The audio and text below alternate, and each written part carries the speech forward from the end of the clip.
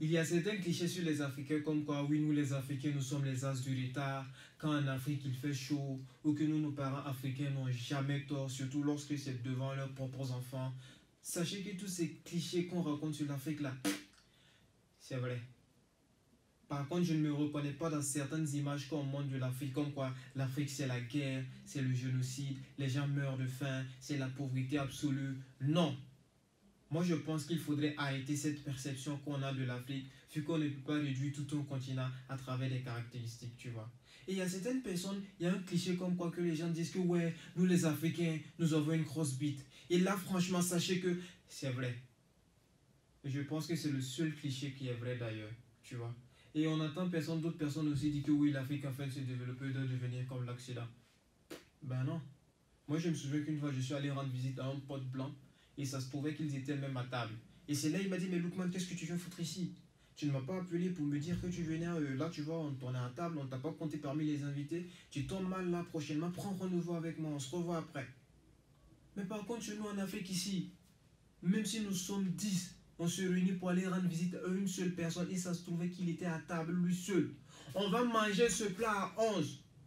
Puisque chez nous en Afrique ici, la salutation, nous on n'a pas besoin de prendre rendez-vous avec une personne pour aller le saluer, puisque la salutation pour nous, c'est un signe de respect et de sagesse envers pour soi-même et le récepteur, tu vois.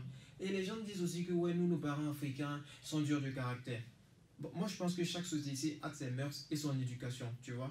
Moi je sais que ma maman, en étant dure avec moi, c'est sa façon aussi de nous dire je t'aime. Je me souviens qu'une fois je suis allé dire à ma maman, s'il te plaît, à quelle heure je pourrais sortir en toi à l'heure que je veux. Elle m'a regardé droit dans les yeux comme ça, elle m'a dit, sortir et rentrer à l'heure que toi tu veux. Tu vois ton papa il est assis au fond et regarde la télé. Lui-même il n'a pas encore cet âge-là. C'est ça j'ai compris que oh c'est pas le même délire tu vois. Mais c'était sa façon de dire que non je t'aime et je te protège quoi qu'il advienne tu vois. Et je sais par exemple chez les blancs là-bas c'est pas tabou de parler de sexe. Moi je me souviens qu'une fois j'avais mal de ventre, ma maman m'a conduit à l'hôpital lorsque j'avais 10 ans et le docteur m'a posé 3 séries de questions. Mais parmi ces 3 séries de questions, il y a une question que moi je comprends pas où est le rapport pour un mal de ventre tu vois. Ça a commencé avec des questions du genre quel a été le dernier repas que vous avez mangé? D'accord. Quelle a été la dernière fois que vous êtes allé à la scène? D'accord. Mais cette dernière question, pourquoi me la poser devant ma maman? Quelle a été la dernière fois que vous avez eu un rapport sexuel? Devant ma maman. Je suis là. Maman. Docteur, je n'ai pas bien compris la question s'il vous plaît. Je dis quelle a été la dernière fois que vous avez eu un rapport sexuel? Maman.